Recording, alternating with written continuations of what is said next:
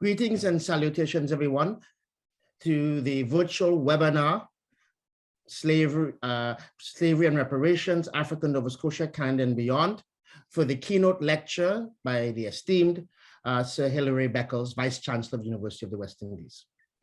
My name is Isaac Saney. I am the chair of the organizing committee for the 2023 University Studying Slavery Conference that will be hosted in Halifax in October of that year. We are organizing a series of virtual events in the run-up to 2023, not only to highlight slavery, reparations, and the attendant issues in Canada and Nova Scotia and beyond, but also to encourage as much participation as possible in this internationally central issue. I'd first like to acknowledge that Dalhousie University is located in Mi'kma'ki, the ancestral and unceded territory of the Mi'kmaq. The territory is covered by the treaties of peace and friendship, and we are all treaty people. We thank the elders and guardians of this land. Universities and organizers of this conference acknowledge the histories, contributions, and legacy of the African Nova Scotian people and communities who have been here for over 400 years. We thank them and pay tribute to their elders. We'd also think this is an appropriate time and necessary time to also acknowledge the African ancestors, those kidnapped and torn from Africa, those who died in the crossing of the Atlantic Ocean, those held in bondage and brutalized and lacerated in the plantations, those who lived under segregation, disenfranchisement, marginalization, oppression, and exploitation, who, despite all of these injustices, repeatedly and relentlessly asserted their humanity by fighting to create a world of equality, equity, and justice. It is now my privilege to call to the floor Dr. Frank Harvey, Vice President Academic and Provost of Dalhousie University. Frank, you have the floor, sir.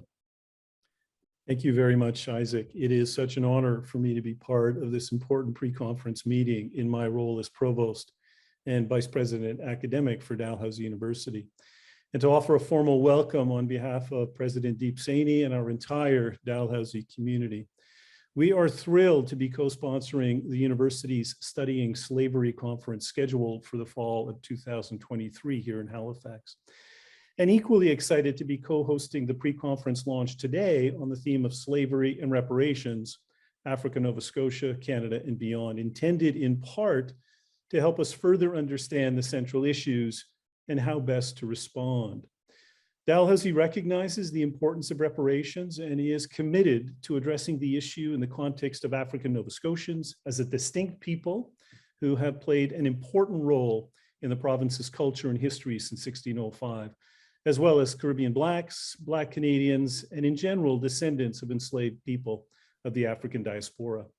This commitment includes the continued support to expanding research on the issue, as we did with the Lord Dalhousie report, and as we are now doing with support from a major grant from Canadian Heritage on Black people's history of Canada, led by Professor and Killam Chair, Dr. Afua Cooper. And of course, as we plan to do through the forthcoming University Studying Slavery Conference in partnership with the University of King's College and the Black Cultural Center of Nova Scotia. Our commitments to these principles and values are also reflected through our signing of the Scarborough Charter on anti-Black racism and Black inclusion in Canadian higher education, another important commitment tied to our civic university pillar and related principles now embedded in our new strategic plan.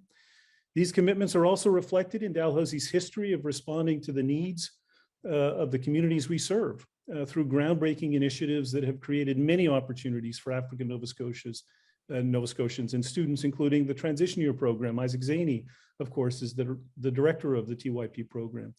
The Indigenous Black and Mi'kmaq initiatives at the Schulich School of Law, our programs promoting leadership and health for African Nova Scotians, and of course, the Imhotep Legacy Academy, an innovative university community partnership that uniquely mobilizes university and college students, faculty, and community leaders to help improve student success and bridge the achievement gap for grades 6 to 12 students of African heritage in Nova Scotia.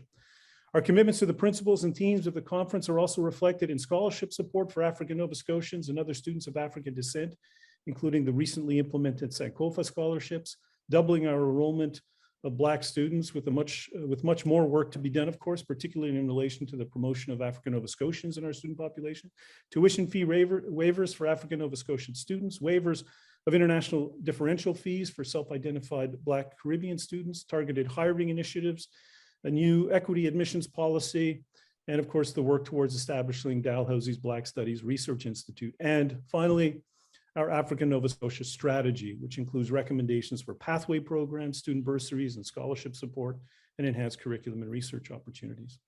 It is now my great pleasure to introduce Douglas Ruck, Chair of the Board of Governors at the University of King's College. Doug is a graduate of both University of King's College and Dalhousie Law School, and he has a distinguished record of community engagement and leadership, sharing time and expertise with a range of volunteer organizations, including the Black Cultural Centre of Nova Scotia, East Preston Daycare, Rotary Club of Halifax, Change Canada Foundation, and the Duke of Edinburgh Awards, and the Nova Scotia Law Foundation. Thank you very much, Doug, for your service. I'll now pass it over to you for your welcome and your introductions. Thank you. Thank you very much, Frank. It's certainly my honor as chair of the Board of Governors of the University of King's College to have this opportunity to be part of this event. And I must start off by saying how thrilled the University of King's College is to welcome Sir Hilary Beckles to Halifax, albeit virtually. King's has begun making reparations for its responsibility for slavery in and beyond Nova Scotia. We, as university, are grateful for the opportunity for this lecture and the discussion that will follow. The panel that preceded it enables us to more deeply understand our responsibilities and our opportunity to address the legacy of intergenerational harms we, as a university, have contributed to. King's has looked deeply into the history of its connections to the enslavement of Black people and how it has benefited from those connections. Our just completed scholarly inquiry on King's and slavery confirms what many knew had to be true, that for decades from its founding in 1789, substantial percentages of the government funding that made the university viable came from provincial and British taxes on goods produced by enslaved people in the Caribbean. Over a longer period of time, additional subsidies, tuition of many students, and significant donations depended upon wealth based on the enslavement of Black people in Nova Scotia and beyond, particularly in the Caribbean. Kings and people connected to Kings were deeply implicated in the support of Nova Scotians for slavery's continuation up to and beyond its abolition in 1834.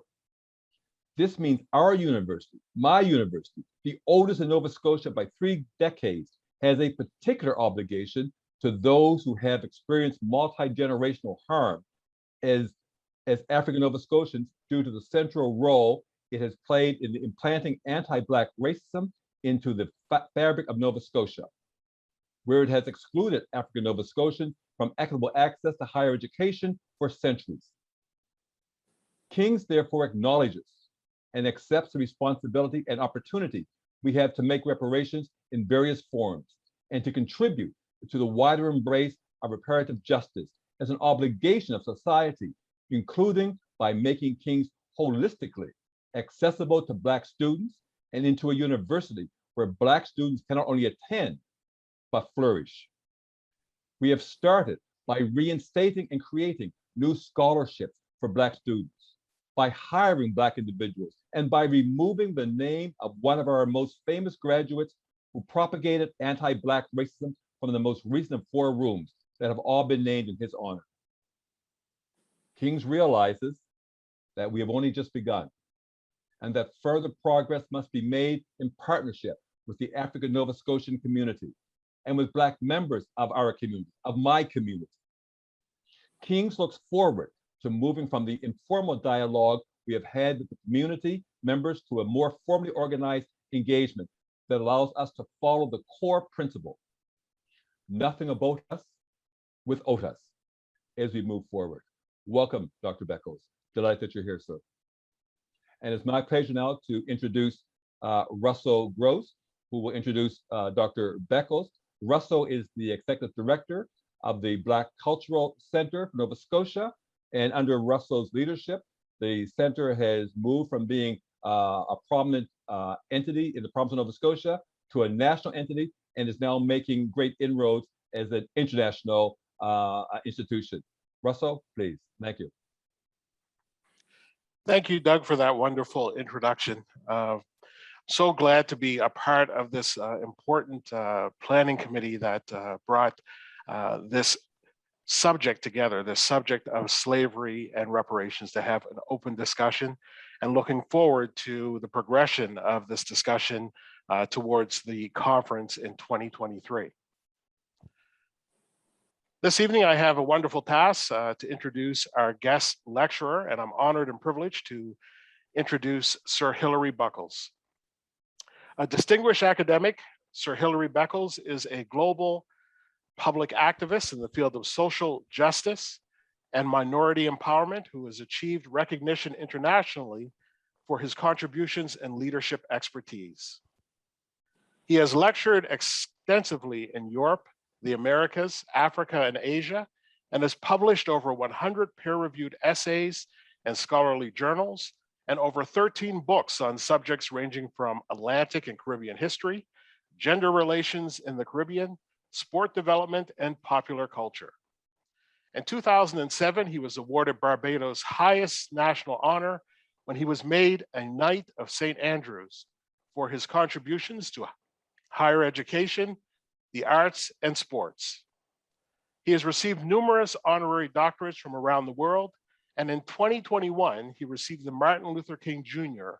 Global Award for Peace and Freedom. Sir Hilary is a chairman of the CARICOM Reparations Commission, advisor on sustainable development to former United Nations Secretary General Ben Ki-moon, president of Universities Caribbean, and chairman of the Caribbean Examinations Council. It's my honor and distinct privilege to present to our virtual space this evening, Sir Hilary Beckles. Well, thank you so very much, Russell, for your very generous and kind introduction. And I wish to recognize and to thank most profoundly my host, my colleagues at Dalhousie University, as well as the University of King's College. I thank you all very kindly for reaching out and for imagining that I could make a contribution to your conference as you progress towards 2023. I thank you for your generosity. I also wish to recognize Theresa, who has been absolutely magnificent in her conversations, her kindness, her belief I could add some value to this broad project of Dalhousie University of Kings, and also to her own program in equity, inclusion, and justice. Teresa, I thank you so very much, as I also recognize my old friend who is a part of this audience, Sekaya Thomas. But why am I here, and why are we all here?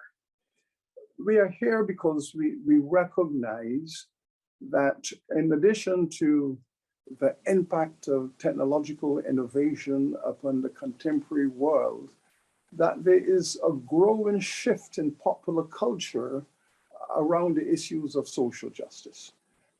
We are seeing this all over the world. We are recognizing this in our institutions, in our political relationships, in our economic systems.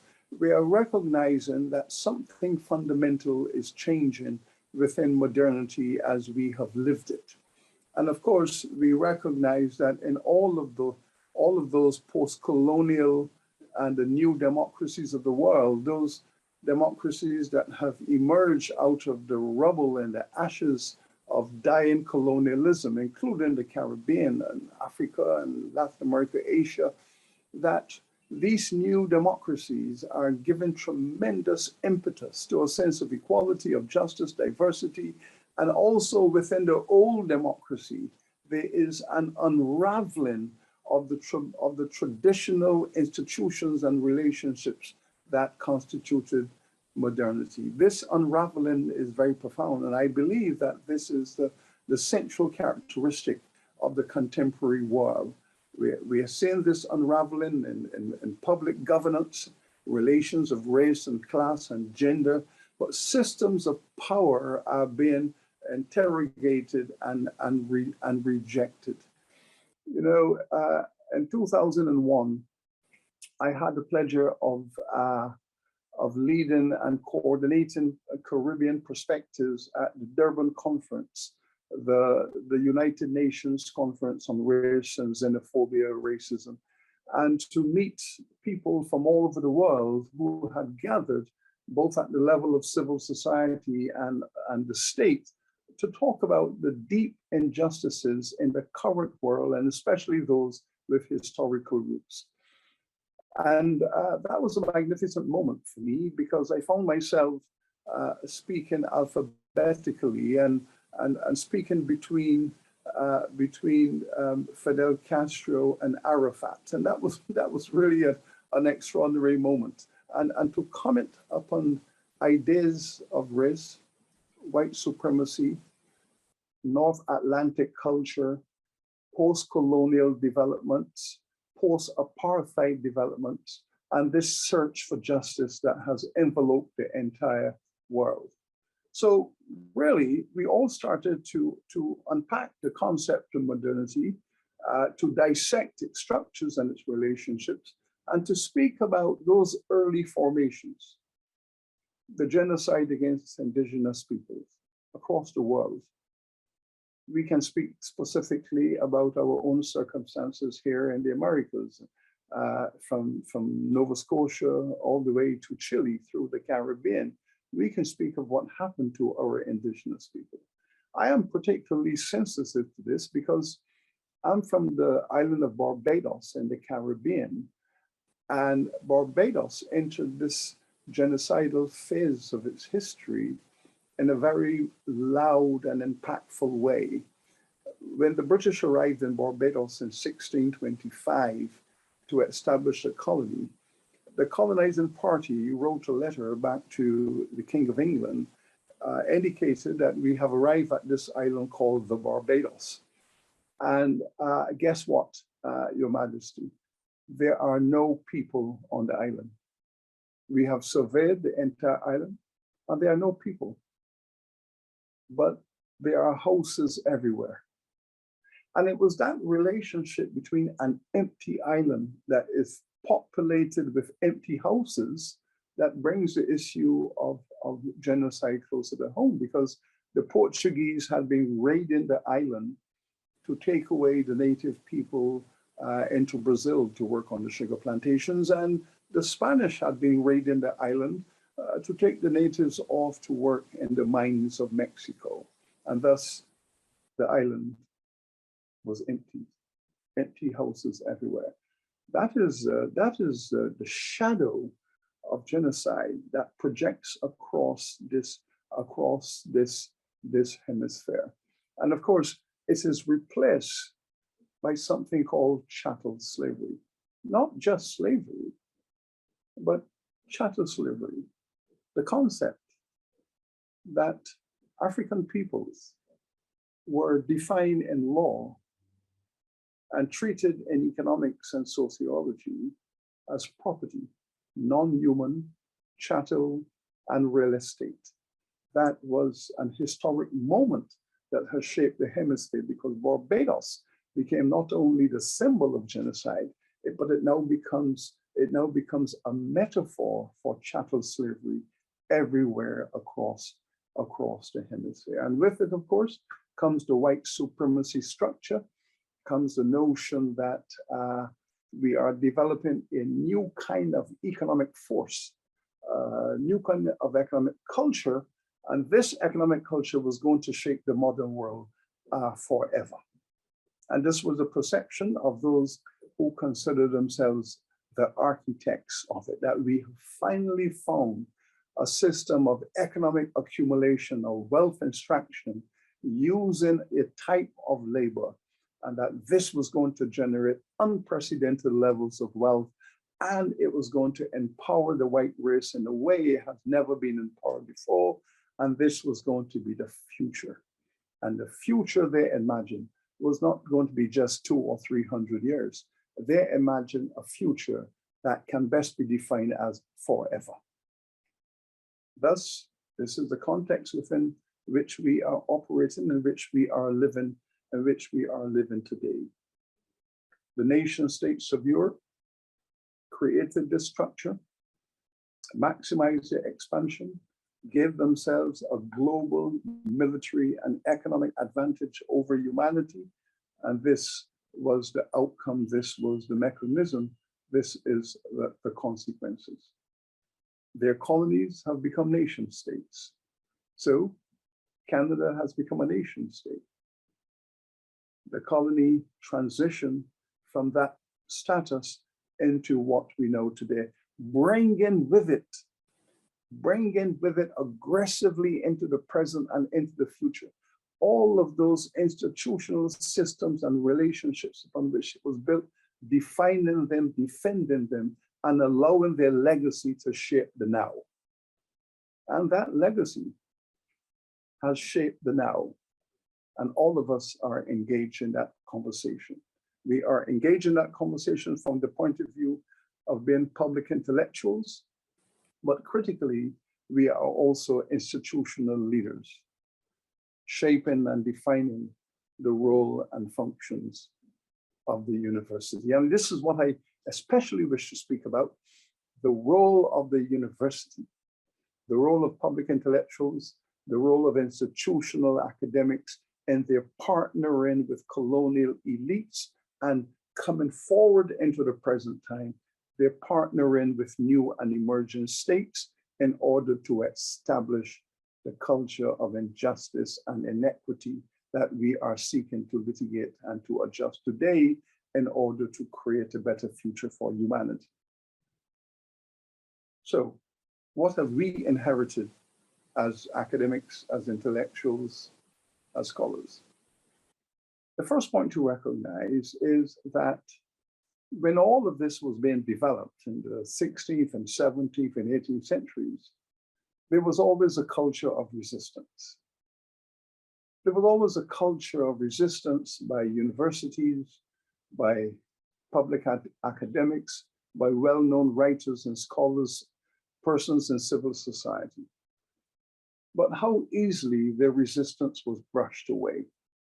How easily the juggernaut of state-sanctioned power, the culture of extraction and the denigration of humanity in the process, how easily opposition to all of that was set aside. But importantly, when the critics were brushed aside and those who resisted were set aside, another cadre of scholars emerged to validate and to empower the system. And let us look at what the universities provided.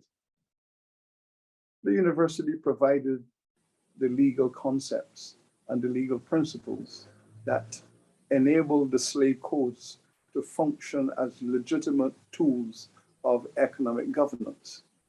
Yes, the universities provided the theories and the concepts that, yes, you can convert people into a unit of property, that you can deny their humanity, that you have arguments to ignore and set aside their claims to be human beings to enable them to function. The universities provided the political arguments to say that such people, such enslaved and captured and subjugated people should have no human rights or political rights to participate in any system of governance. The universities provided a sociology to define these people as culturally inferior, physically inferior, and in any way and always not suited to live within a community dominated by white people, even though the concept of whiteness was created by Black people. The universities provided a theology that justified the enslavement and the genocide. All of the ideas that enable white supremacy to function, all of the ideas that enable slavery to be an effective market operational system and a system of governance. The philosophies, the ideas, the values from economics all the way to theology came out of the university system. The universities were the principal participants in the crime against humanity we associate with genocide and chattel slavery. The university system, the university community was sitting on the front bench of all of these crimes that were committed. And we should not be surprised by this, because when we move forward into the 20th century manifestation of this vision that found itself in Nazi Germany, again, we found the university sitting on the front row of the Nazi crimes against the Jewish communities and other people. So what is there about the university that enable it to participate in such an atrocious engagement with what we are describing today? Well, those who were brushed aside by the concept of the national interest. The state, its corporate officials, its elite classes defined the appropriation of the land and the labor of the native people as in the national interest. They also defined chattel slavery as being in the national interest. And therefore, to oppose slavery, to oppose the colonization and the subjugation of indigenous people would be to oppose the national interest, and to oppose the national interest in an age when nationalism is the most powerful ideological force. Where the nations of Europe are involved in this political competition to assert supremacy over each other and to assert the rise of their nation over other nations, and needing these vehicles in order to generate the wealth, to translate that wealth into military might. And so to oppose was to oppose the nation and national interest. And once that resistance was broken, then the system continued until it was no longer needed. A great deal, for example, has been said about Adam Smith, the great economist of Britain, mid-18th century, who developed the argument that the time had come to dismantle this horrific economic system of wealth accumulation and that Western civilization could do without it. Yes, he did make the argument that after 200 years, we had extracted enough wealth out of enslavement and native subjugation, and we don't need it no more. The time has come to transition to a higher level, something called the liberal market. But the time had come. Why wasn't there an Adam Smith 100 years earlier? Because there was no argument that could counter the power of capitalism and slavery. But Adam Smith made the argument at precisely the right time, which says it has served its purpose, time to dismantle. Time to dismantle and move to a higher level. And this is what we are speaking about today, the transformation of this system, the evolution of those early systems into 19th century models, what they call the post-slavery models of plunder, Jim Crow, apartheid, all of these post-slavery models that were developed to sustain the issue of racial subjugation. All of this we are dealing with today in our universities. The legacies, the complicity of our universities, the role and function of our public intellectuals and professors. And our libraries are filled with the literary output of the pro-slavery academia of the contemporary period. Thus, we are now looking at the contradictions of race. And where better to begin than to look at John Locke, who in the middle of the 17th century was arguably the most respected philosopher in Western Europe. But when he wrote his treatises and theories on justice and liberty, and he was asked the question, how can you square this issue? Your intellectual reputation is that you are the leading academic thinker on the concept of liberty and freedom, but you are a slave owner in the Caribbean. And you are the secretary of the Royal African Company that had a mandate to take 4,000 Africans to the Caribbean sugar plantations per year. How do you do this? Well, he made it very clear. He said, my theories of liberty and freedom do not apply to Black people. I'm speaking about Western civilization and the people who have built it. The Africans at best are a subspecies.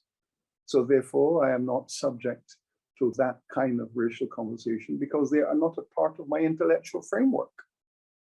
But that is how we proceeded. And it was precisely that language that led to the notion of democracy being a white structure and concept. It's precisely that argument that led to the notion that Black people who were fighting for freedom every day on the plantations, fighting on the slave ships, fighting to get freedom for their families, for their communities, and to build independent communities of justice, that these people who were fighting to overthrow slavery every single day were not building a democracy movement.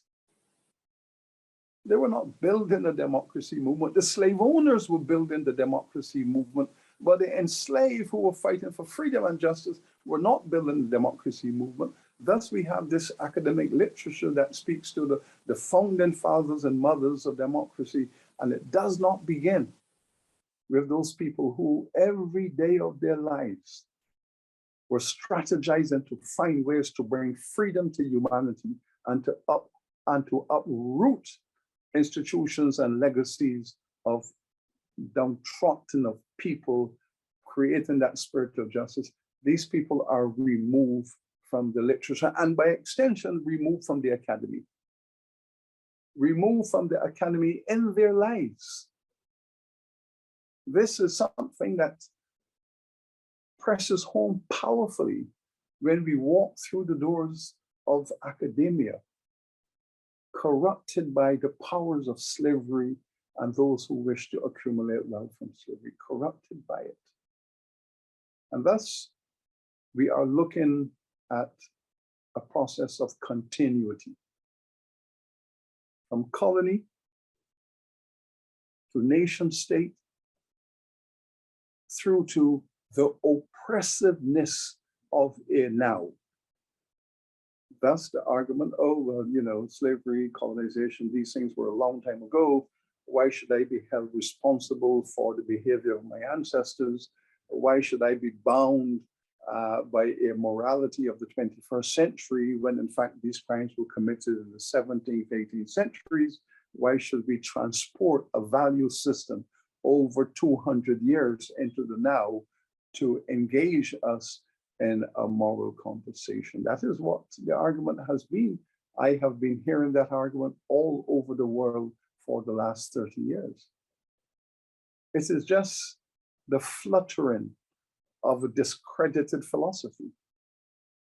It is so easily to establish in academia that the wealth of yesterday passes on to today, that the relationships of yesterday shape today, that everything that we know and live and feel and experience, the core principles of what we go through every day that shape our lives, were brought to us live and direct from the past into the now. And we're not speaking about the distant past, we're speaking about history within our lifetimes. I was raised in a household by my great-grandmother. She was 99 years old when she passed. I was a child. Remember her fondly, but she always spoke about her parents and grandparents. Enslaved people. I was born on the same plantation. I was born on the same plantation as my grandmother and my great-grandmother, whose parents and grandparents and great-grandparents were slaves and who they spoke about. And the fact that I emerged as an academic from that plantation has a great deal to do with the stories which they told about what their parents' life was all about. And critically, when I was a child on that plantation, the owners of that plantation were the same people who had enslaved my great-grandparents.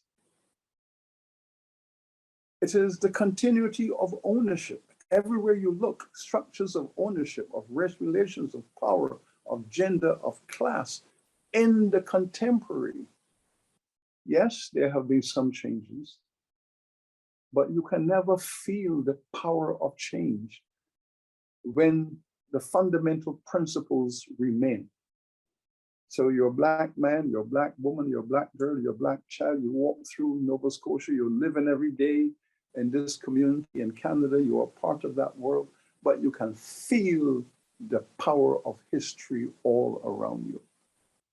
You can feel it in your household when you sit down to have dinner, when you speak with your friends, when you go to college, you can feel that history pressing down on your day-to-day existence because it was just yesterday. It was just yesterday. And this is why I made the argument 20 years ago at Durban in my plenary address that the reparations movement is going to be the greatest political movement of the 21st century. At the time that argument was made, some people thought it was hyperbolic. Some people thought, yes, that Professor Beckles has gone into an extreme view of the future.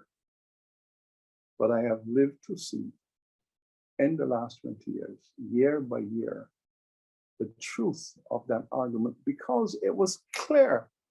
There was no visionary insight. It was clear that 80% of the world was rising up against the injustices that they have inherited from the last century or two.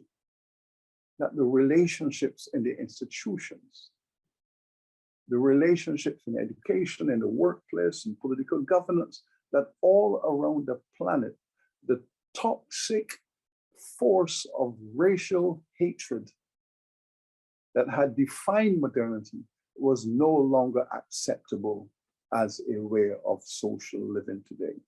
That we're not going to accept it. Not that our foreparents had not resisted it because they did every day of their lives. But the military might of that white supremacy complex, no doubt, impacted upon the survival and the sustainability of those value systems. But the whole world is now awakened to this. And in our space, in our universities, something much more profound has evolved. And it is this: no university can claim to be excellent if it is not ethical. And all of those universities that have built their financial sustainability and their infrastructures on the wealth from the slavery world are now faced with an ethical problem. It is not acceptable to say that my academic research, the quality of my professors, the outputs from my research institutes, the quality of our students, and when they graduate, how excellent they are. You cannot package that into a concept of excellence if at the same time you ignore, marginalize, or suppress the unethical conduct of your institution to arrive at the stage where it has arrived. Cannot be excellent if you're not ethical. And you cannot be ethical if you know that your pedagogy has been a critical force in creating and sustaining crimes against humanity.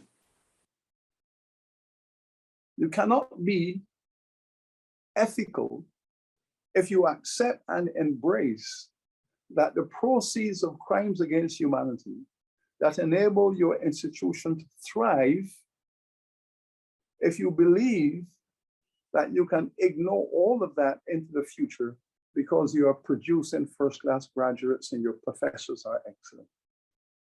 There is an immorality that has taken root in the Western academy that we are now trying to address. And there are several ways to address this. I, of course, like many other scholars, have looked very carefully at the reports of Dalhousie, the history on race and slavery, and that fascinating report that appeared in 2019.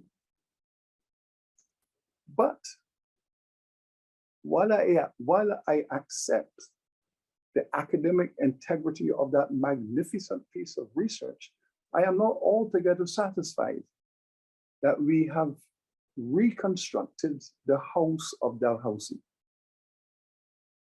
I am not sure that we have done enough with the house of Dalhousie. And I'm speaking from a Caribbean perspective because it is through the Caribbean that Lord Dalhousie entered, participated in the military complex of the slave plantation, learning all of that reality and arriving in Canada as the new representative of the Caribbean slave complex, which he brought into Nova Scotia, the house of Dalhousie. And what does that mean for the university? What does that mean for the universities? Well, I have been a participant in a number of conversations in a number of universities, most recently the relationship with the University of Glasgow. Well, Glasgow's own research showed that here is one of the oldest universities in Western Europe. I believe it's the fourth oldest university in Great Britain, but it drank deeply from the well of slavery. Drank very deeply from the well of slavery, the endowments, the infrastructural investments, the embrace of the academy, and the academy itself becoming a leading voice in defending slavery, sustaining slavery, defending colonization, sustaining it. So yes, it sold its soul. It sold its soul for the cash of slavery. And it was not the only one. The vast majority of the Western universities saw a revenue stream that they could not resist. And not only did they see a revenue stream that they could not resist, they were part of a civilization that had bought into the notion that indigenous peoples must be pushed aside to enable their culture to flourish, and that African peoples were part of a subspecies who were to work for them for free. And so Black people, millions of them, were brought into the Americas to work for free for the universities, for the trustees, for the governors, for the merchant class, and for the aristocracy and for the royal family. The entire architecture was built on the notion that Black people ought to work for free for centuries, in fact, for the foreseeable future. The universities were there. And now we have a response to the notion that no university can be excellent unless it's ethical. We have a response where many universities are now researching their relationship to slavery, not only at the level of ownership, not only at the level of endowments and cash and revenue, but also their intellectual participation with their pedagogy, the pedagogy of slavery, all of that. But many of them are now researching and running, hence the concept of research and run. Across the Western world, most universities forced to research their legacy, on receiving the data, are running away. Those that are not burying their heads in the sand are running away the research is put into the archives and it's interesting for researchers to go and have a look at it. Then there is also the response which says, all we need to do is to acknowledge the research. And if we do move to implement, we implement something that is marginal, something that is minimal, something that would allow us to clear our conscience and move on. But you cannot clear your conscience as a self-ascription. You clear your conscience when those on the outside agree that your conscience can now be cleared. You don't clear your conscience by saying, I've done X and Y, and therefore my conscience is clear. That is not acceptable. It doesn't work like that. It doesn't make the issue go away. I have tried to persuade many universities, having taken this information about your past.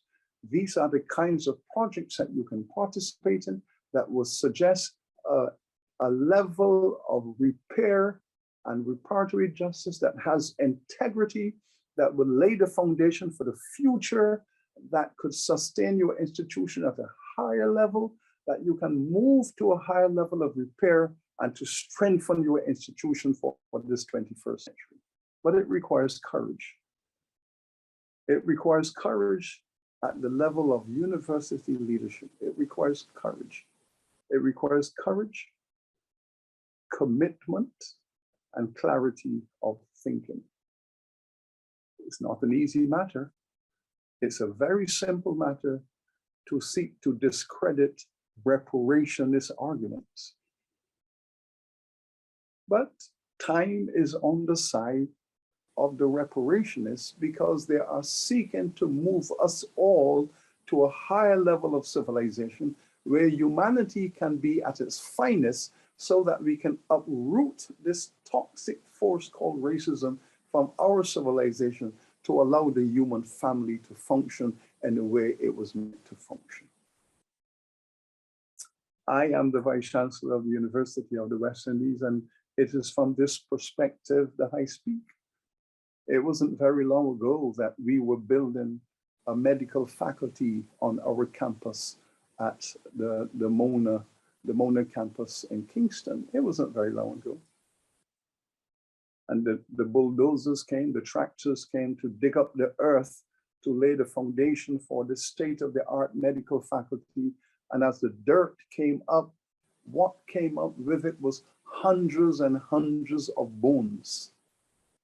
Yes, because my university was built on a slave plantation.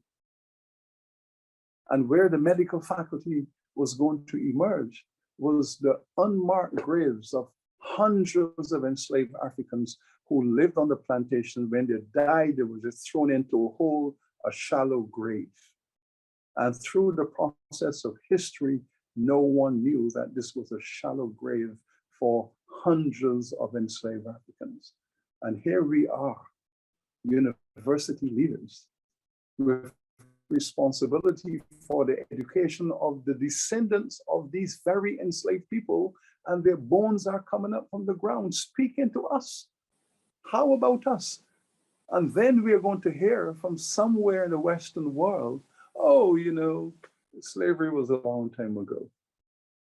We cannot recalibrate. But here, on my campus, on my university campus, somewhere between the medical faculty and the faculty of social sciences, the bones were coming up from the ground with all of the hatred and the evil of the disposal of property. Not humans, not Africans with names and cultures and values, just property thrown to the ground. And thus, this University of the West Indies has a responsibility that is very profound and very deep to speak to this history because it is alive for us today. And I'm sure it is as alive for all of my colleagues, all of you who are in Nova Scotia and Dalhousie. It is alive for you and for all of us. University of London, classically, I was a member of that research project. Let us study everything we can about the economics of emancipation and produce some magnificent work. But having researched, they ran. Now, how about the medical schools? How about all of these brilliant, distinguished medical schools in the Western Academy? We know who they are. The slave ships were required to have medical interns. The slave ships were used as laboratories for medical interns. The plantations were used as post-graduation experimentation for young doctors.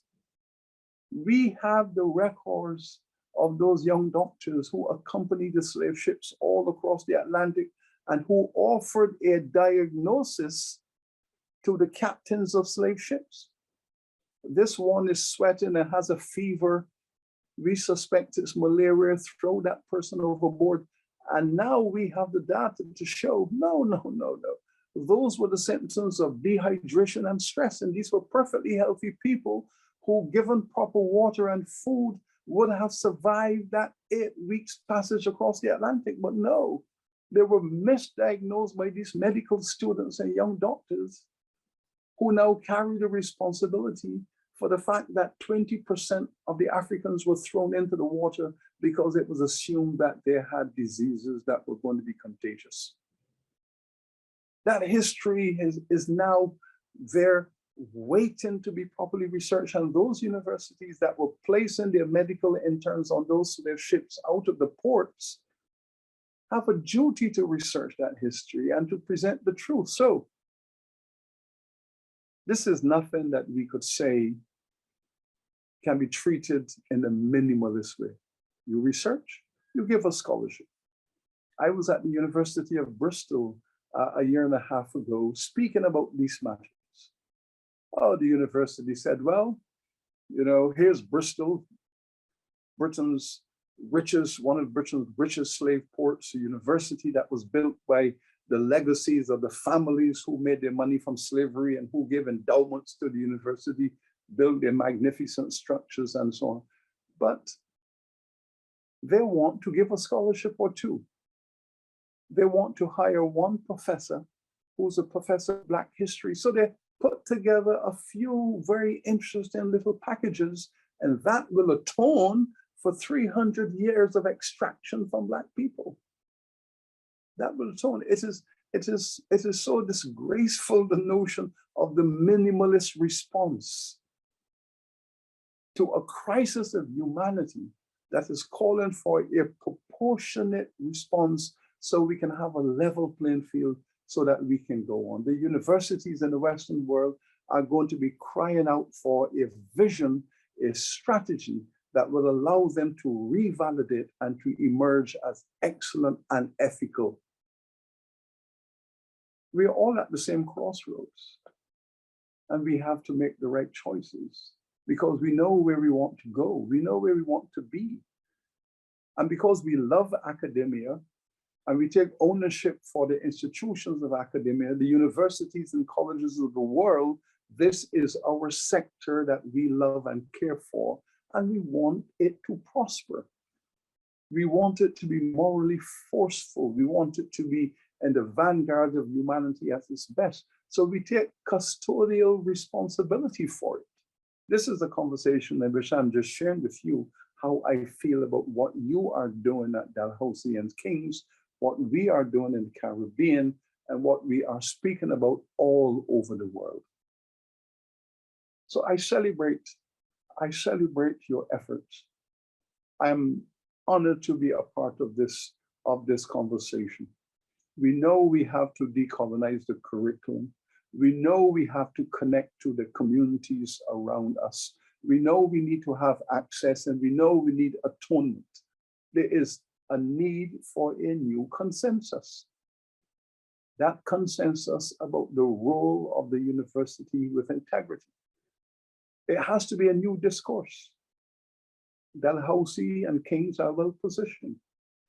I have just participated with one of your sister universities over at Brock, and we have established a joint institution to deal with some of these matters. So now we have the Brock University of the West Indies, the Canada Caribbean Institute.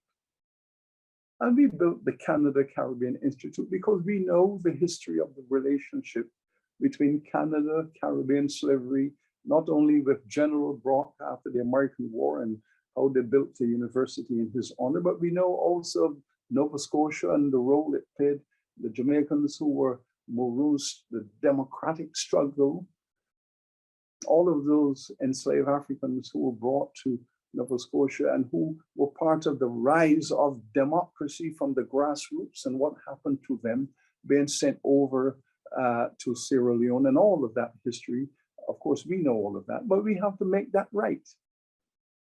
Because this is our 21st century and we are imagining this century without the toxic force of slavery. We in academia must undo that which we did. We have a duty to civil society, and this time we have to win. We cannot be brushed aside now by those powers of reaction and those defenders of the legacy. This time we must not be brushed aside.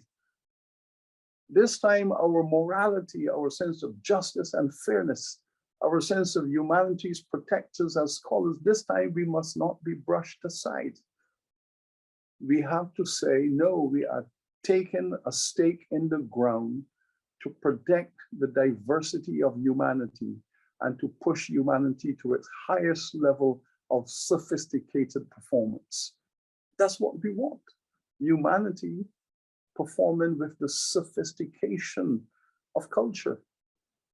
There are those who have argued that we have finally found an argument to brush aside the reparationists. Oh, let us promote climate change. Because if climate change becomes the biggest 21st century argument, then it pushes reparations into second position.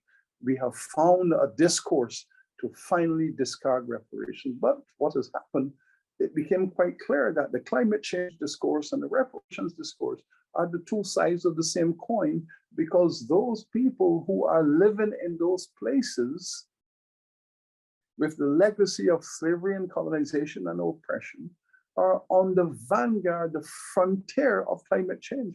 Again, the Caribbean.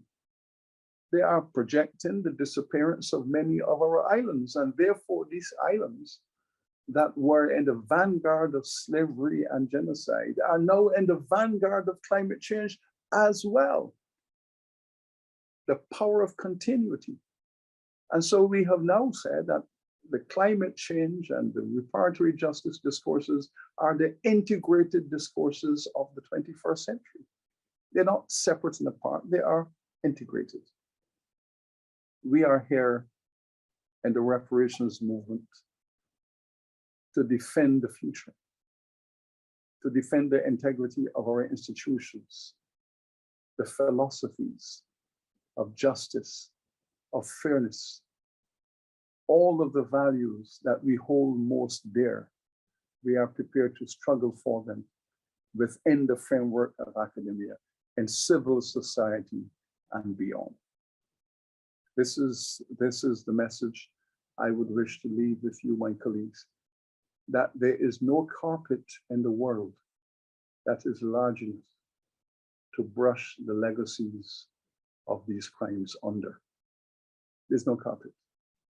There's only discourse. There's only conversation and commitment to change, not superficial symbolic change, but systemic change that has integrity. That is what we are pushing for, to undo the things that our institutions did at an earlier time. I thank you for the generosity of your patience. Thank you very much. Many thanks for this powerful and impactful lecture. We are so pleased and honored and blessed to hear your perspectives and to look at the aspects of what you've talked about as a call to action to our universities and as us as a people moving forward. On behalf of the planning committee, which is made up of Dalhousie University, University of King's College, and the Black Cultural Center for Nova Scotia, we want to thank you so tremendously for your time this evening and your ability to share with us. And at this time, I want to mention to those that are on this virtually that the Q&A function that's on the Zoom system here, feel free to put your questions in as we go to a stage in the next part of our program, which I'm going to welcome our discussant for the evening. And that's none other than our local friend and colleague, Dr. Afua Cooper. Afua Cooper, PhD, has been at the forefront of mobilizing multidisciplinary knowledge about Black Canadian studies. She is the country's leading expert on slavery and freedom and is trained in Black Canadian history, the history of the African diaspora, and decolonization studies. A professor of the Faculty of Arts and Social Science at Dalhousie University, she is the director of the Black People's History of Canada project and holds a Killam Research Chair. Her book, The Hanging of Angelique, The Untold Story of Slavery in Canada and the Burning of Old Montreal, broke new grounds in slavery studies and the history of Black Canada. Dr. Cooper was the coordinator and chief knowledge officer of the Ontario Bicentenary to Abolish the Slave Trade Act, in which she oversaw 33 projects that pertain to slavery and the freedom in Canada. Dr. Cooper has curated and co-curated 8 exhibits on slavery in Canada and the African diaspora. She chaired the scholarly panel that investigated Dalhousie University's relationship to race, slavery, and anti-Blackness, and was the lead author of the subsequent document report on Lord Dalhousie's history on slavery and race. Dr. Cooper was recently appointed as the Canadian UNESCO representative for the United Nations Slave Route Project. She's held the James R. Johnson Chair in Black Canadian Studies and also founded the Black Canadian Studies Association and served as its chair for over 10 years. A celebrated poet, Dr. Cooper is one of the founders of the Canadian Dub Poetry Movement and has published 6 books of poetry, including the award-winning Black Matters. She is a recipient of the Portia White Prize, Nova Scotia's highest artistic recognition. I give you Dr. Afua Cooper. Thank you, Russell, so much for such a generous introduction. It's my pleasure to be here. And Dr. Beckles, I want to thank you for such an insightful, brilliant, moving, and riveting presentation. I thank you for your courage and for your vision. I was deeply moved by your talk. I am deeply involved in this issue. As Russell pointed out, I chaired the panel that investigated Dalhousie's relationship to race, slavery, and anti-Blackness.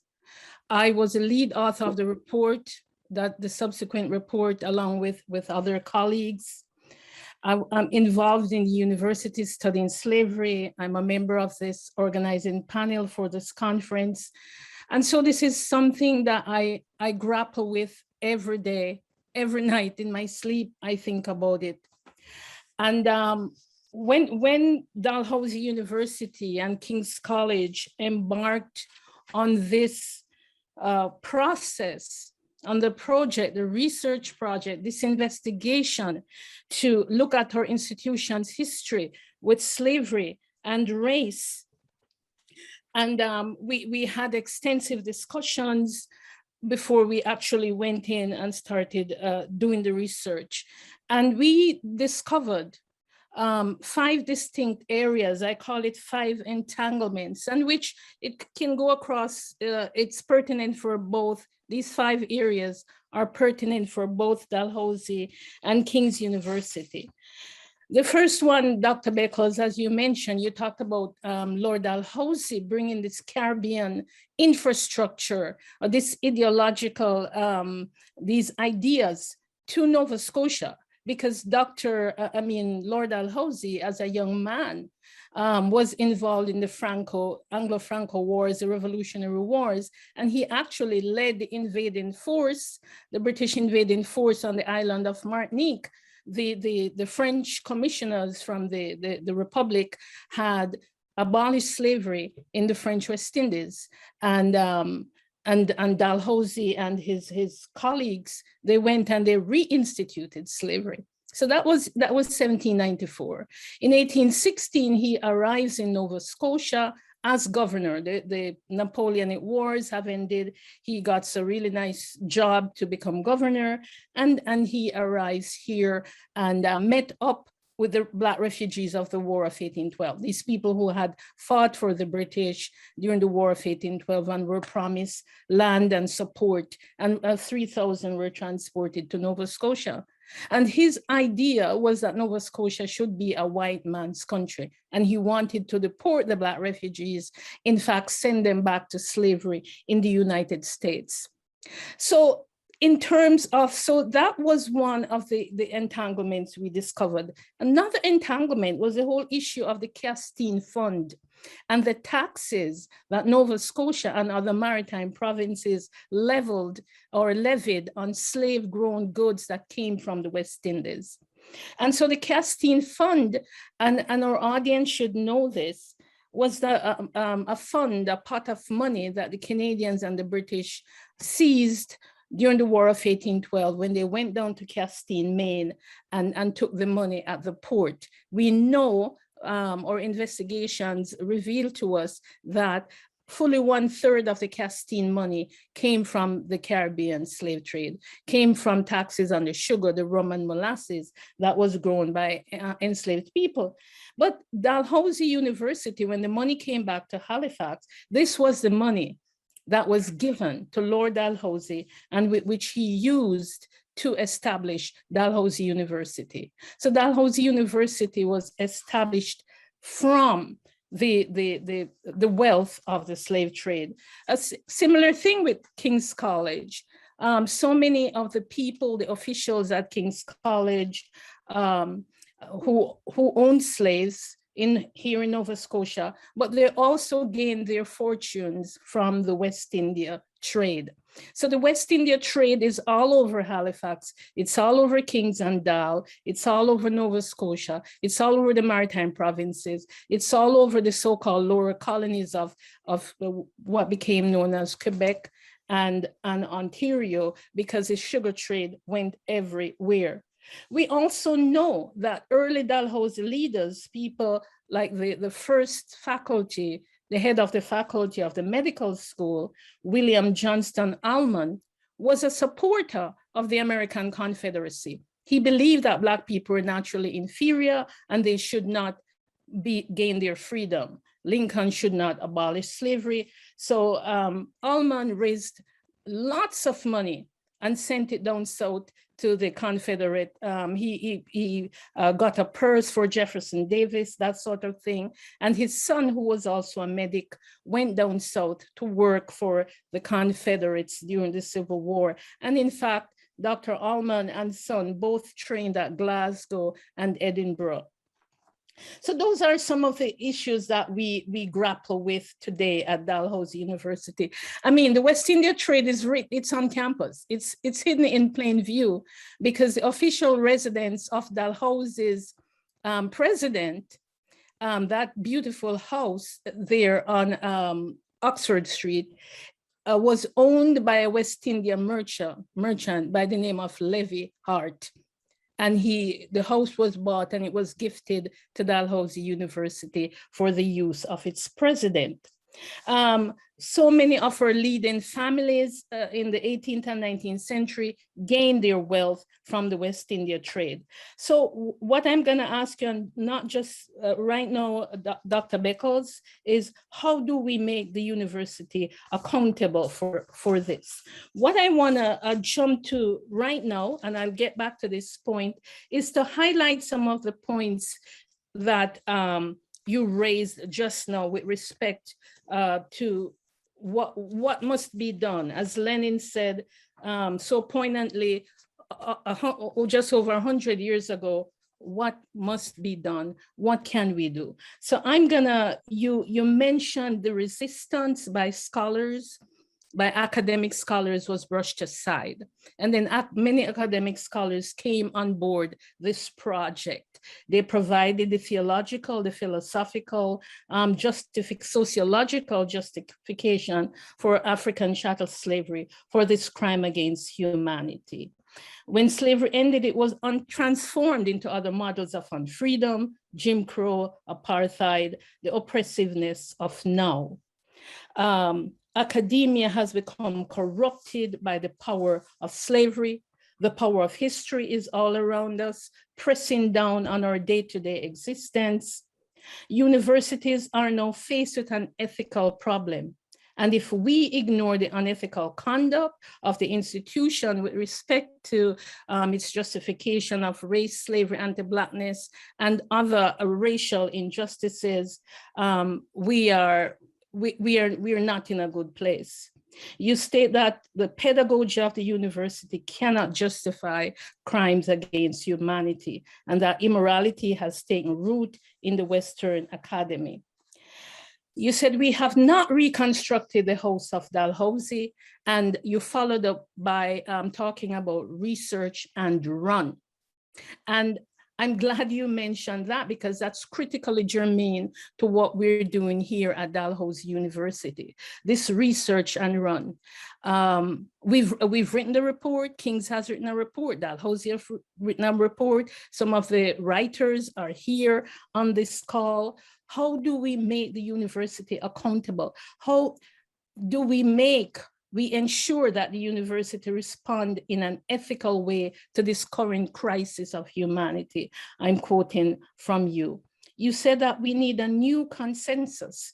Universities must now show moral leadership. We have to do better. We need a new discourse. We have to reimagine a new future. And that's, again, is critically important. Reimagine a new future.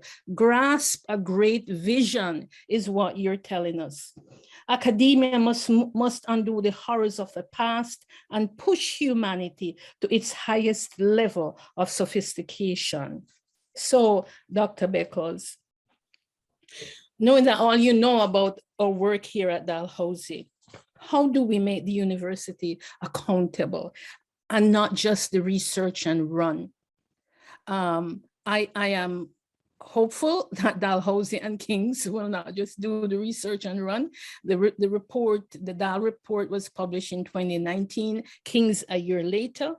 And in both reports, we made a number of recommendations. Dalhousie made 13, and some have happened. For example, the apology that we asked for, the apology was the first recommendation that happened, but an apology can also be in the same research and run package. I've given my apology, then, you know, why are you people asking for more? Those are some of my points. The main question is, how do we make the university accountable?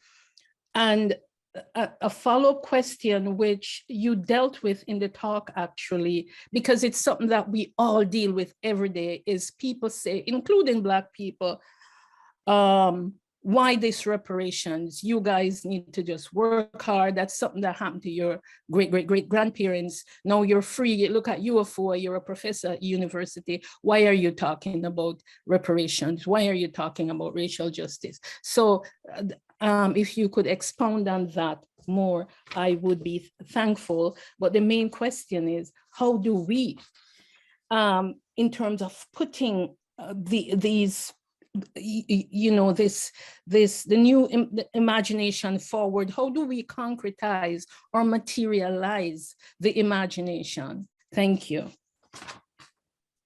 Thank you so much, Professor Cooper. And first of all, I want to, in my humble way, commend you for your tremendous scholarship, your advocacy, and your integrity as a scholar and a citizen.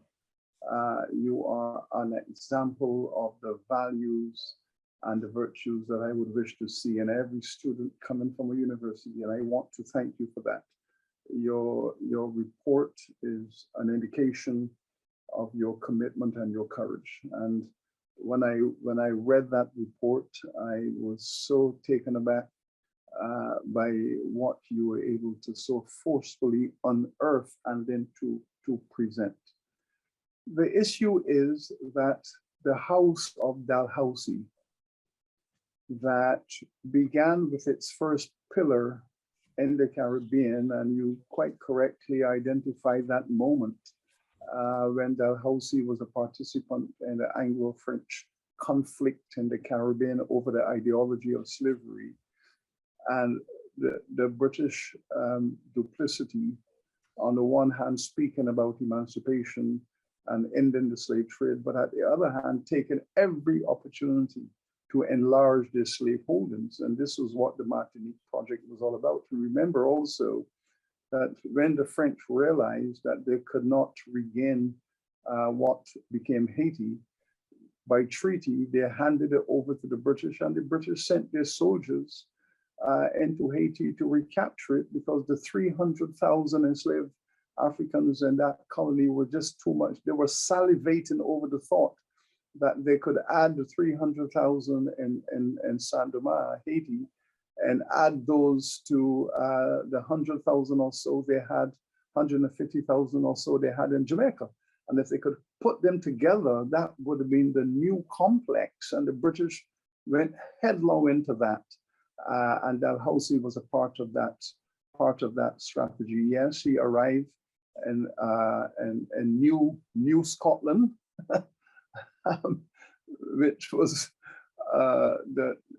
if England was going to have a new England, well, the Scottish should have a new Scotland, and a new Scotland, Nova Scotia, and that was the project. Scotland attempt to establish itself as one of the most powerful slave trading states. It was that same New Scotland that also led to the deep corruption of Glasgow University, bringing them into the pit of slavery and using Jamaica as the base for Scottish slavery. And University of Glasgow became the university of choice. The slave owners were sending their children, their sons, to Glasgow, because that was where the slave owners were getting good education for their sons to be slave traders and plantation owners and other things. So the House of Dalhousie has spawned a university. And it has spawned a university in its own image and its own likeness. So Dalhousie University is just that. It's the child of the owner that imagined and created it, and that is what it is.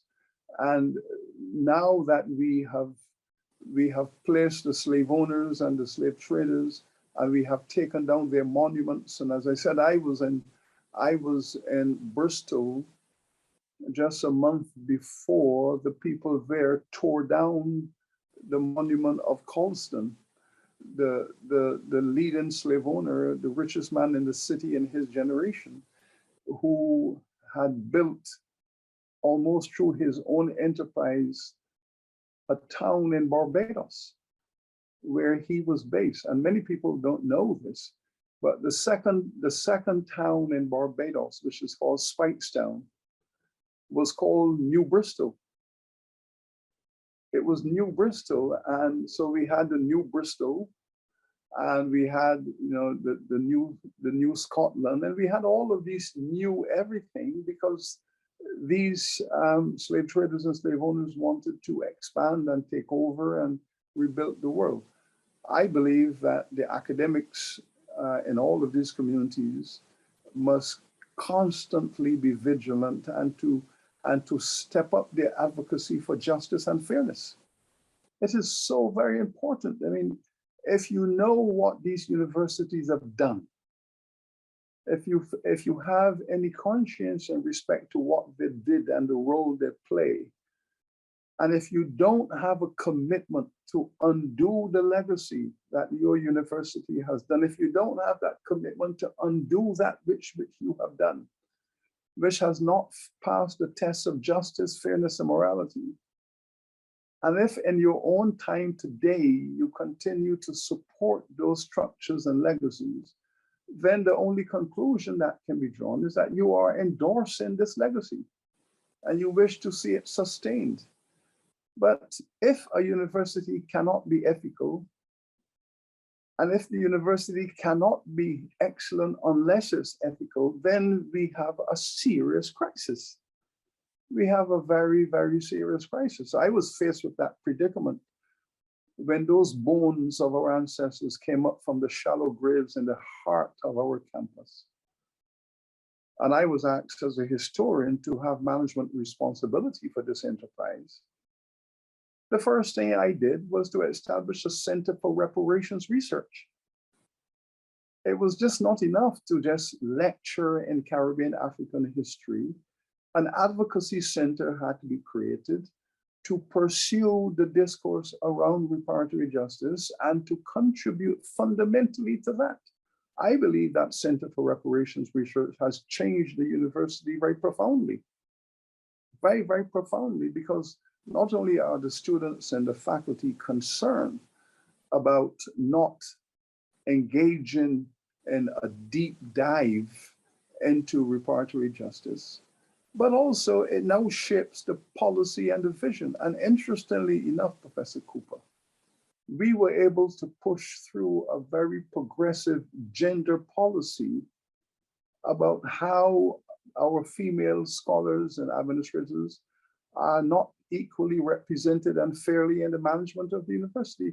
But we were able to arrive at that point of aggression because we had also created a Center for Reparations Research and linking those issues with contemporary injustices, and to use that Center for Reparations Research as an engine to fuel conversations in other parts of civil society and other parts of the university. So we do not look at reparatory justice in isolation. We see it as a critical part of a range of other issues. And so if Lord Dalhousie, in building his house and building his university and building a university that has distinguished itself in so many different academic fields, then clearly those academic fields have now to take responsibility for the role that they played historically in sustaining the legacies of these crimes.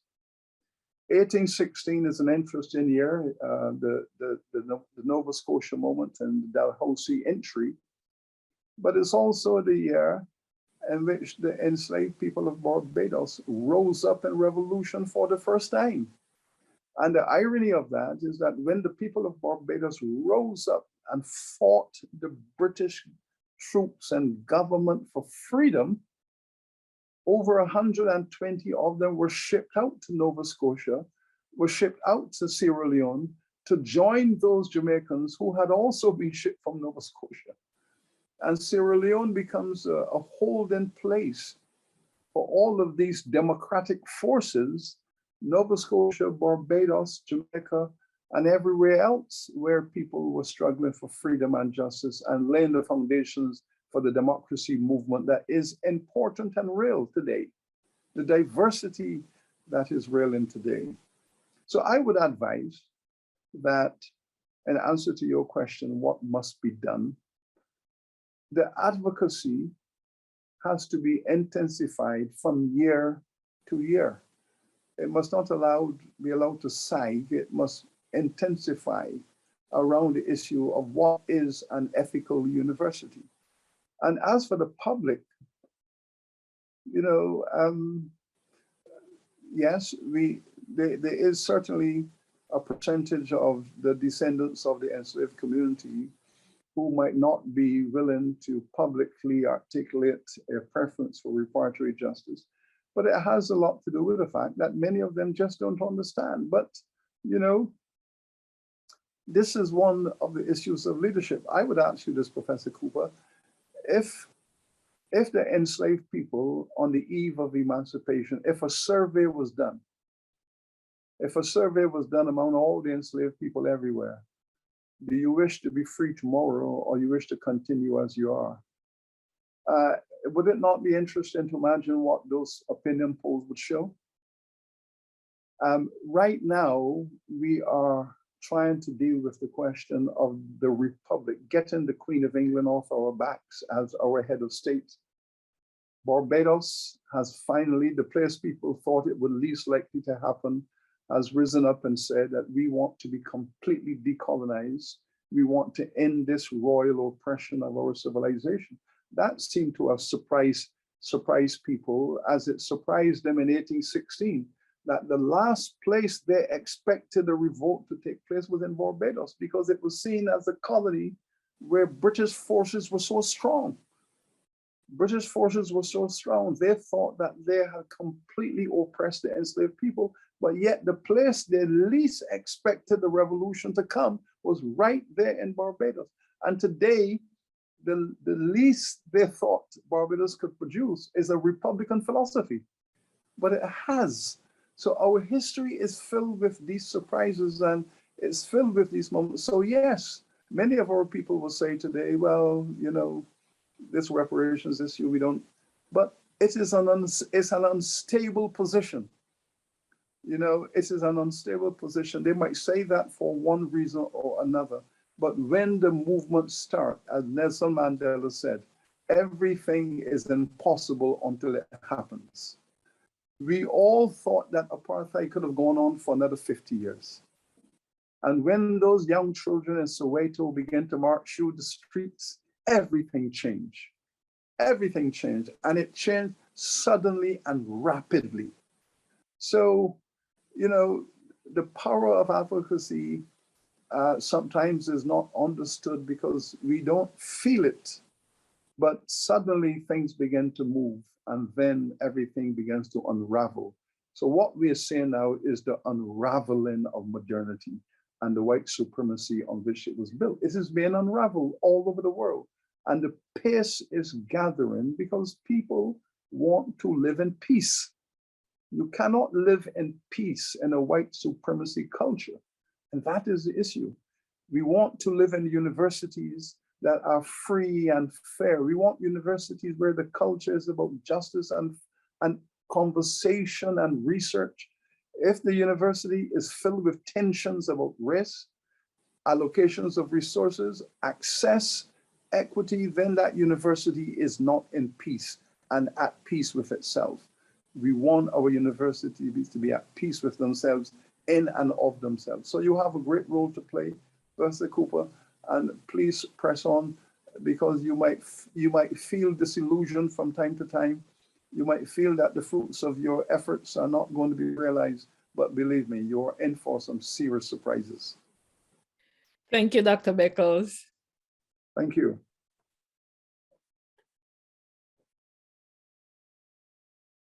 I think we're ready now, Russell, for the Q&A. Sure. Thank you very much, Dr. Cooper and Dr. Beckles, for that insightful response. We have a couple of questions that have come through, and so we'll start with a few of those, if we just bear with me for a second here. So, Dr. Beckles, can you talk more about the close relationship between reparatory justice and resistance to climate change? Well, absolutely. It's the Caribbean has found itself in the middle of all of this. You know, we are in the hurricane belt. We are in the history belt. You know, the slavery and its legacy and the hurricanes have come behind us, and every year we are exposed to all of this blowing through the history. And those who are the descendants of the enslaved mostly living in unsustainable housing, little wooden cabins, because in the slavery period, this is how they lived. They lived in little villages and little wooden shacks and structures, because this is what chattel was about. They were chattel property, and they were living in chattel houses. In the Caribbean, we refer to these houses in which the enslaved live as chattel houses, these little wooden cabins. And I would venture to say that maybe 30% of Black people in the Caribbean today are still living in these kinds of structures. Certainly in Barbados, I was born and raised and grew up in a chattel house. And my village in which I born is very much still there with little chattel houses, and all through Bridgetown, we have these chattel houses. So yes, when the hurricanes come, who are in the front line of that? When the hurricanes come each year, both the winds and the rain, the primary victims are the descendants of the enslaved people, the working people, the poor people, who just 150 years ago, their parents and themselves were in those houses. Those are the houses to be blown away. Those are the houses to be washed away. Those are the houses to be covered by landslides and mud coming down from the hill and burying those people. Those are the people. So if you cannot see the continuity between the slavery and the hurricanes and the annual deaths in the Caribbean, and now the climate change, the rising sea levels, the rising temperatures of the ocean, destroying the fishery environment. You know, I as a child, we lived on the flying fish because, you know, we were coastal people, and the fishermen brought every day, they brought home the flying fish. And now the rising sea temperatures, the fish are finding it difficult to sustain themselves in these increasingly warm waters. And so the fish are migrating and they're moving away. And therefore, your marine sustainability is threatened. So if you have no land, if you do not own the land, you're not farmers and you're not peasants, you're just laborers, and you rely on the marine environment, and the temperatures are rising and the fish are migrating, then you are talking about an existential threat. A serious existential threat. So you combine climate change and you combine the history and the power associated with poverty and hurricanes, and what you have is a cocktail for destruction. And the Caribbean is at the center of this. And this is why we have been extremely vocal about climate change. And we have been extremely vocal about reparatory justice, because for us, the history, the hurricanes, the rising sea temperatures, the rising sea levels are all about the same process of devastation. We call it the triple C, not to mention, of course, the chronic diseases that has ripped through these populations. 60% of all the Black people in the Caribbean over the age of 60 have diabetes and hypertension, or both. So if you take the marker of chronic diseases, non-communicable chronic diseases, take that criterion, then the Black people in the Caribbean are the sickest people in the world, because no community in the world has the density of chronic diseases like the Caribbean, because the Caribbean was at the center of this horrendous crime. So yes, Nova Scotia is out there in the periphery of it. And in the periphery, sometimes you see all the forces at work, but the center of gravity is where you see all of this. So you put the chronic diseases together as a pandemic. You put the climate change also as a pandemic. Now you have COVID-19 destroying the same poor people who have been fighting these struggles. And what you have is a horrendous legacy. And that legacy originates within the white supremacy structure of slavery. And there's no escaping it. So those who say, finally, we have an argument to decenter the reparations movement, we said, no, the climate change discourse has recentered the reparatory justice movement, because they are interlocked and interconnected. And we see this every day.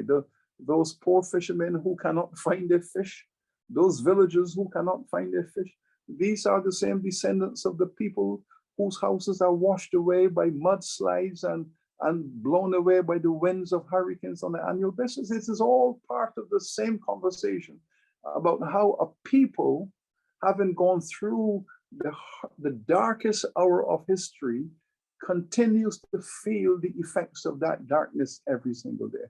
It is all very integrated, and we must recognize that. Thank you. Folks, just a reminder that if you have a question, I see In the participant area that there's a person with their hand up. If you have a question or a comment, you can put it in the Q&A section of Zoom. The next question we have is, speaking about the pillars of reparatory justice, what are the top priorities that you would identify in your opinion? Well, where we are now, I think in the movement, my opinion as to where we are now is to bring the African governments on board. It has been a diaspora movement thus far.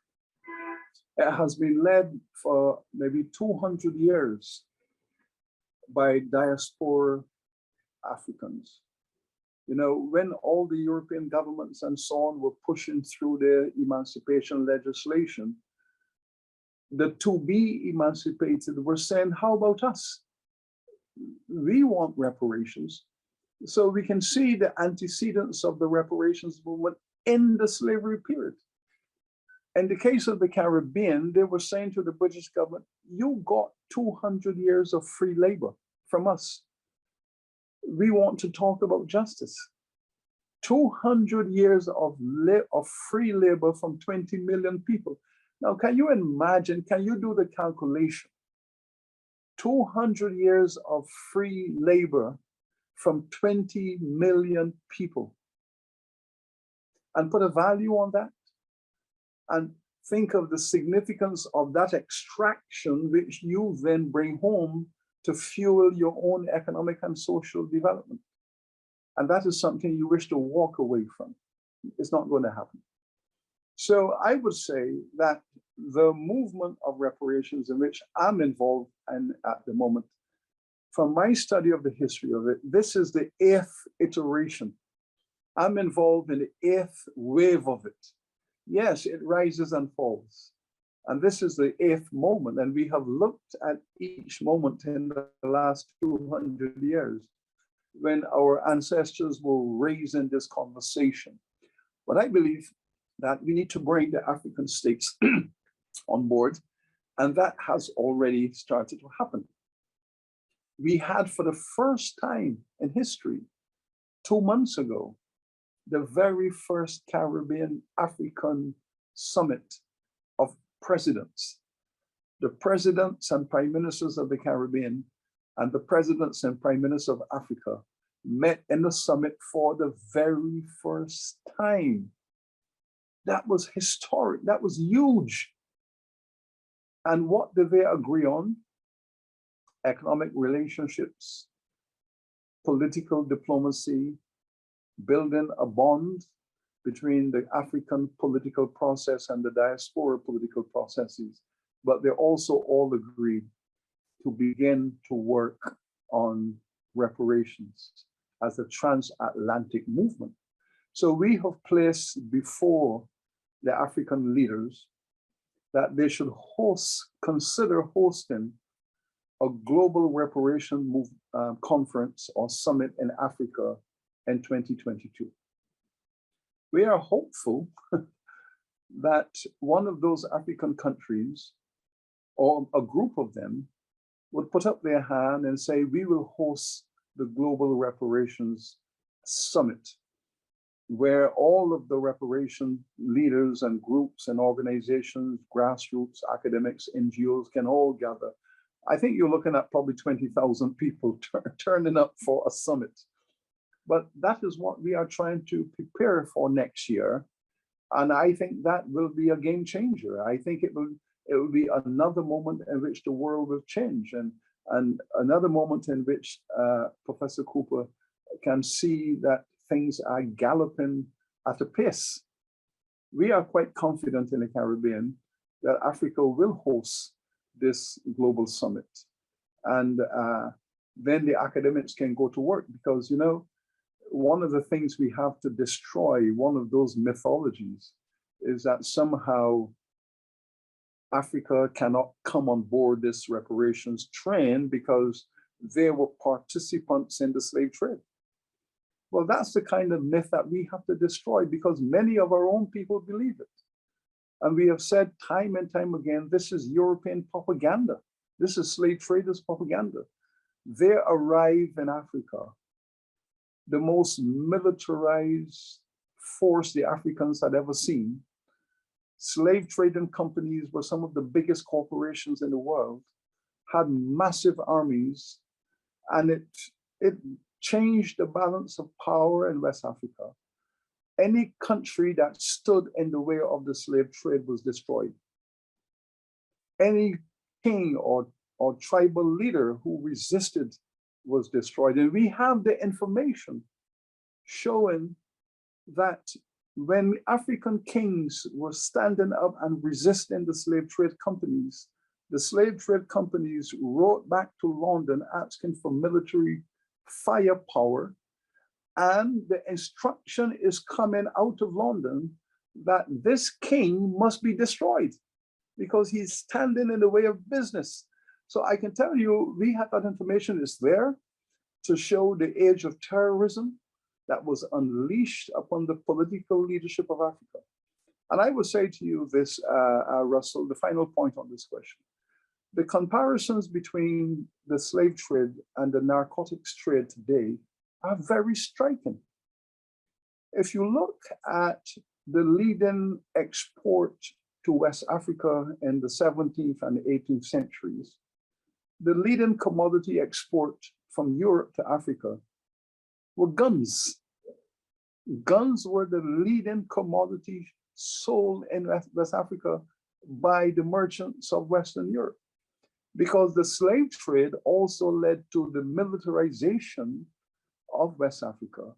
And the slave traders were the most powerful military force on the continent. So alongside the trade in enslaved Africans was the militarization and the trading in guns, because guns and slaves went together in exactly the same way that guns and drugs go together today.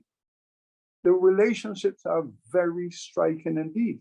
And I can tell you, in much the same way that many small countries are easily run over by drug trading cartels, many of those small African nations were run over by the slave trading corporations in exactly the same way. And yes, you always have the occasional collaborator. And I can tell you, you cannot have a major international crime without a few local collaborators. But the presence of those local collaborators does not make the crime less heinous. It makes it even more heinous, because a few people are called upon for profit to participate in the destruction of their communities that are in resistance. And in much the same way that the majority of African communities were in resistance, fighting and migrating and moving and turning their face on the slave trade, yes, there were always a few of them who were undermining their community efforts. And we see this in the narcotics trade. We see it where individuals undermine entire communities. And these comparisons are very important. Yet, however, no one in their right mind would say that all of the narcotics that enter through an American port and go to poison our children, no one would say the country is a drug trading country. You will say we have some participants, we're going to track them down, we're going to lock them up, put them in jail. But we don't say the nation is a drug trading nation. And this is what European scholars have done. European scholars have argued that because there were a few African participants in the slave trade, that the African people, the African nation, the African states were slave traders. And that is a myth that they have established. And it was a racist piece of historical mythology. Now we have to uproot that and get rid of it so that we can see what actually happened.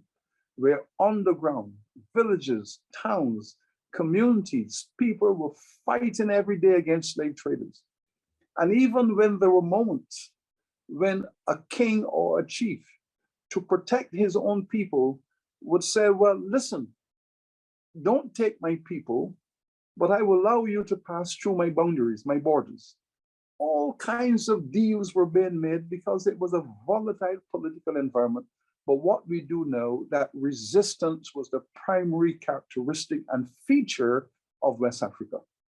And that is a history that is now ready to be told. The evidence is emerging from time to time. And that is going to be the basis, I believe, on which many African governments will now say, you know, we were put on the ideological offensive by white racist scholarship. But now we have debunked it, and now we can be far more assertive in presenting our case for reparations as well, and uniting the continent and the diaspora on the front for reparatory justice. But we, the scholars, we have a lot of work to do.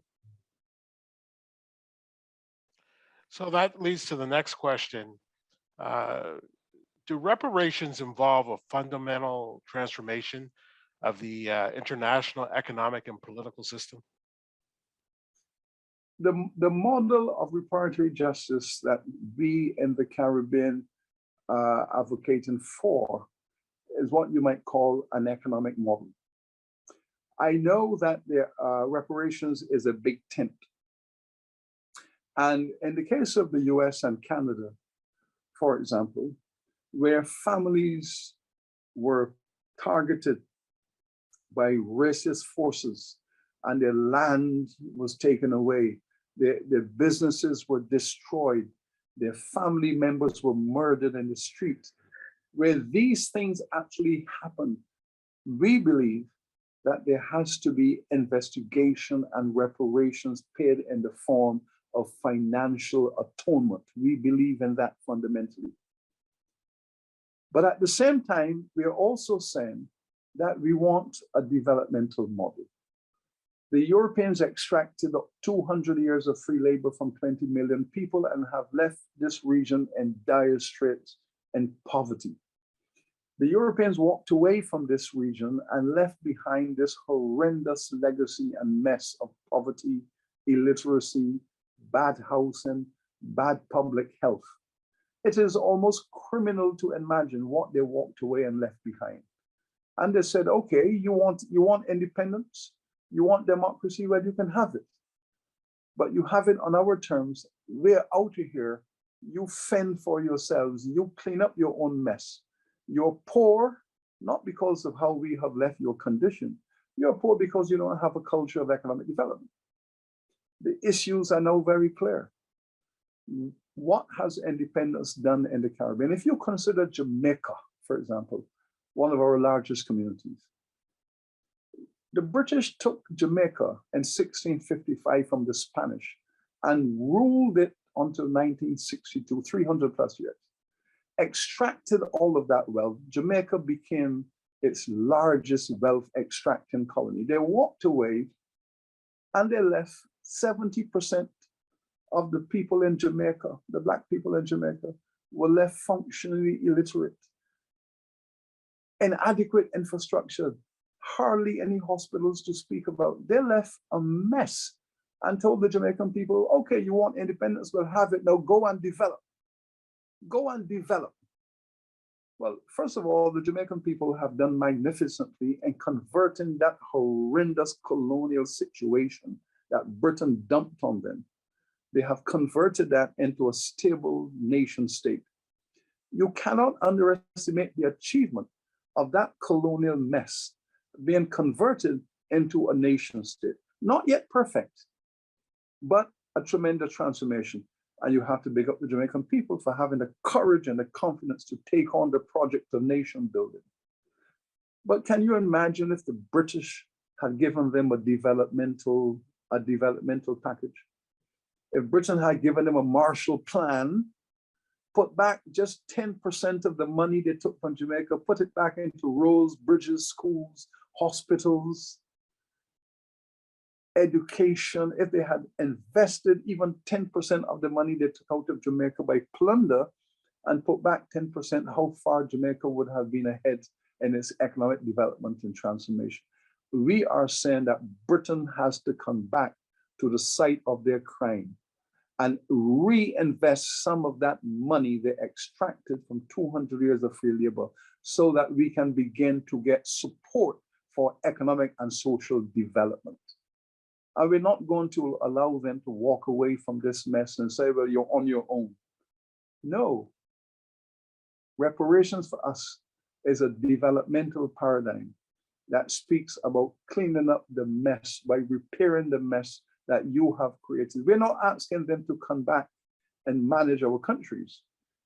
No, we're not saying that. We're saying come back and participate and partner with the people who are trying every day to achieve development. If I consider, for example, take this one simple statistic. We are in the hemisphere. I'm the chairman of Universities Caribbean, which is an association of 53 universities. If you take the age cohort, 18 to 30, which is the youth cohort, the Caribbean, the English-speaking Caribbean, has the lowest enrollment in higher education in the entire hemisphere. From Alaska to Argentina, the English-speaking Caribbean has the lowest enrollment in higher education because of this legacy of colonization. And you're said, go and develop when you don't have the capacity because you are moving from colony to nation. And you get no development support for that transformation. You're left to carry that on your own, and you are left to fund your development with debt.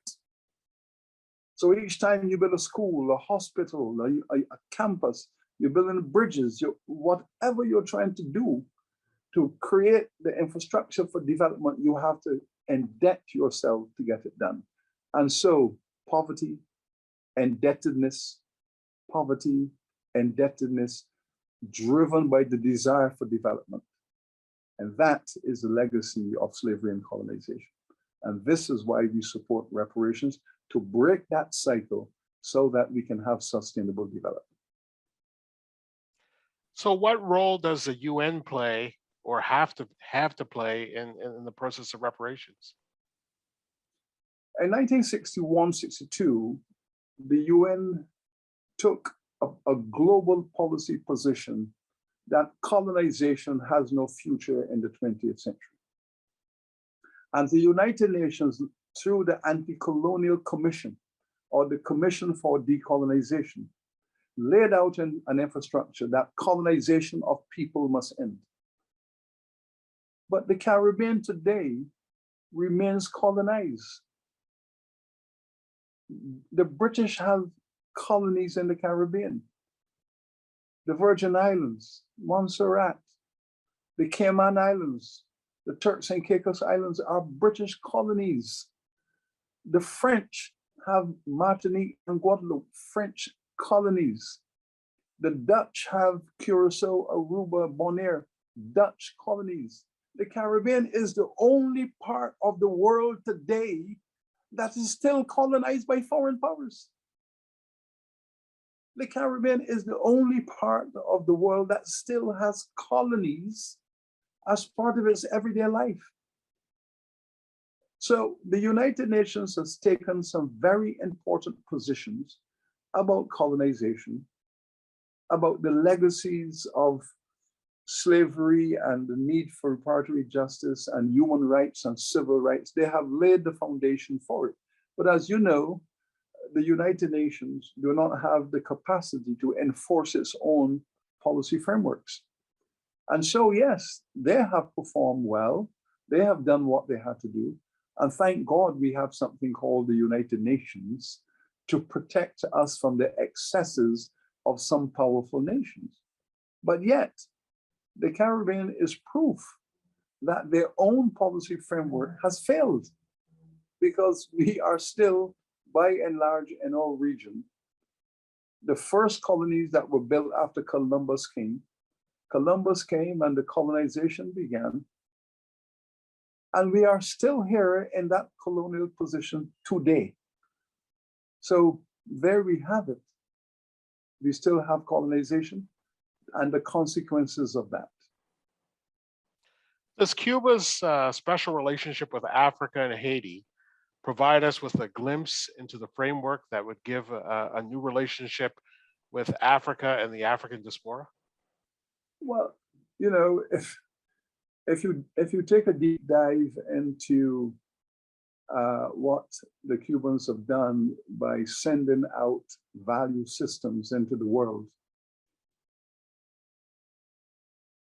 Africa might still have been under the grip of apartheid if the Cubans had not intervened. Other nations were speaking about justice and other forms of literary interventions. The Cuban people, mostly Black people, constituted as an army, went into Mozambique, went into Angola, and ended apartheid and military colonization in the southern part of that colony. The Cuban forces were the critical forces that shift the balance of power against the colonialists and gave the local people a chance to have the freedom that they enjoy today. Nelson Mandela might still very well have spent another decade on Robben's Island. Angola, Mozambique, Namibia might still have been European colonies. And we would still be talking today about apartheid. Cannot underestimate the power of that. And which is why when Nelson Mandela came out of jail, the first nation he visited, despite protestation from the Europeans and from the Americans saying, he cannot do that, you cannot do this, Mr. Mandela, Nelson got on a plane and went to Cuba to thank the Cuban people for what they did. Great speech, he said. You can have many friends in the world who would write speeches in support of you. But if a friend comes and takes you by the hand and take you out of the pit, that's a special friend. That's very powerful. And on that note, our time is winding down. And I'd like to give the last word to you before I close things off this evening. And I ask this question in the journey that you've had in working on this subject matter. What do you feel are the major challenges that we face today as we move it forward? Well, you know, Russell, I was raised up as the grandchild of an evangelical preacher.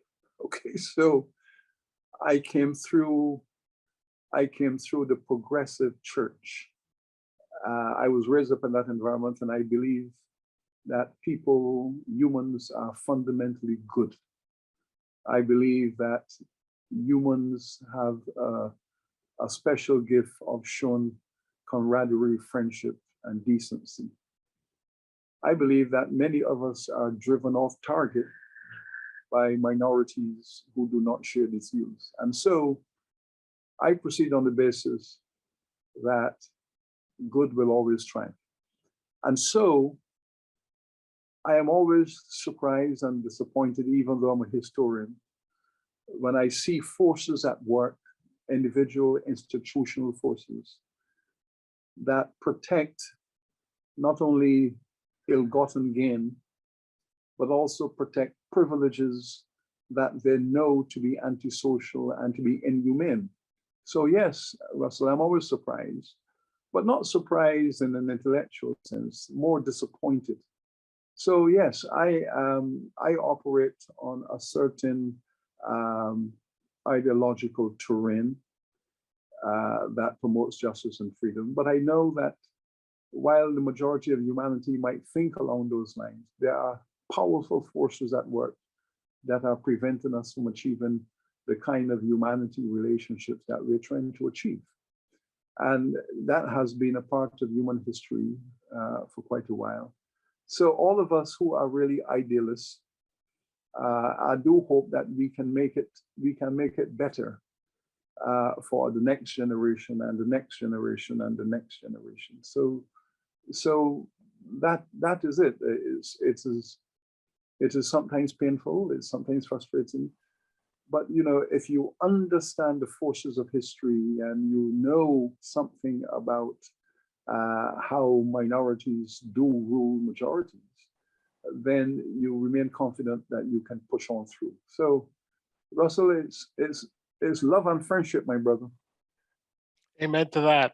Thank you very much. On behalf of all of us on the Planning Committee, we are so thankful for your time, for your insight, and this powerful discussion.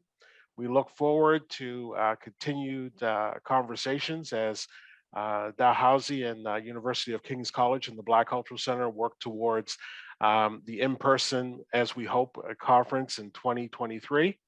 And hopefully we'll see you on the shores of Nova Scotia, and that we can see in person. As a token of our appreciation, the University of Dalhousie University, University of King's College, and the Black Cultural Center will purchase copies of your books to put in our libraries so that people can consume some of the wealth of knowledge and information that you've produced. And on behalf of everyone, I'd like to once again thank you so much, and thank all those that participated today in the series of panels that we've had on this important discussion on slavery and reparations.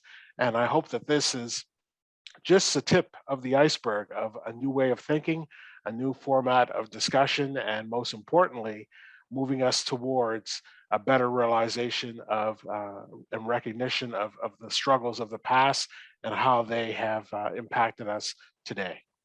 Have a great night, everyone, and take care. Thank you. Bye-bye. Bye-bye.